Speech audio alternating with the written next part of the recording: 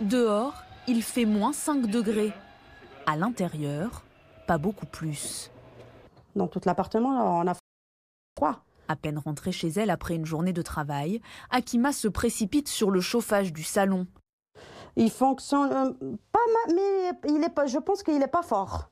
Quand il met 22, là, il est à 22, je viens d'allumer. Non, il n'est pas fort. Un radiateur défaillant, des fenêtres vétustes et une isolation insuffisante. Un trio qui transforme son 38 mètres carrés en passoire énergétique. Voilà, j'ai mis du scotch ici pour empêcher l'air froid qui rentre à l'intérieur.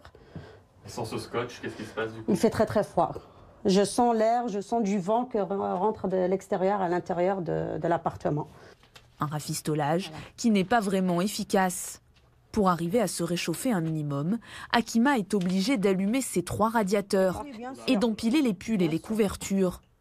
Une précarité thermique d'autant plus difficile à supporter qu'une vague de froid s'est installée dans tout le nord du pays. À 225 km de là, à Lille, comme chaque matin, Pascal vient trouver un peu de chaleur dans les locaux de cette association. Qu'on puisse se restaurer, prendre un petit déjeuner, tout ça, prendre une douche, très important, d'hygiène. Oui, et cet endroit-là m'a procuré ces choses que j'avais besoin. Pour la première fois depuis 4 ans, cet ancien SDF ne passe pas l'hiver à grelotter dehors. Ciao, ciao. Il vient de retrouver un logement.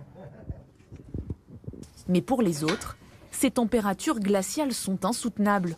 D'autant qu'au froid s'ajoutent les restrictions liées au Covid. On se retrouve encore plus isolé, puisque les endroits où on avait accès maintenant sont fermés, tels les centres commerciaux. Tout ça commence à être fermé, donc il y a très peu d'endroits maintenant où on peut se réfugier réellement.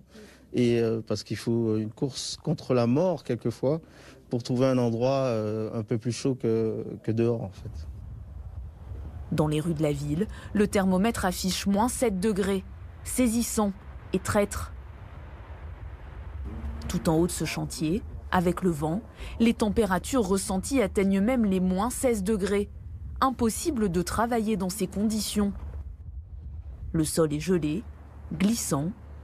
Et de toute façon, les ouvriers n'ont pas les moyens nécessaires d'avancer les travaux. Tout simplement puisqu'on utilise sur les chantiers plusieurs types de matériaux, notamment de la colle pour assembler différents blocs. Et en fait, lorsqu'il gèle, la colle ne peut pas être utilisée en dessous de 0 degré, tout simplement parce qu'elle ne prend pas et les 2 blocs ne vont pas adhérer entre eux.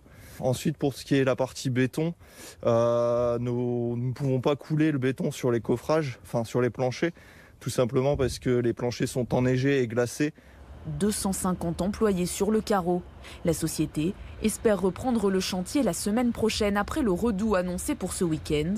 Dans le Nord-Pas-de-Calais, 80% des chantiers de BTP ont été mis à l'arrêt depuis le début de la semaine.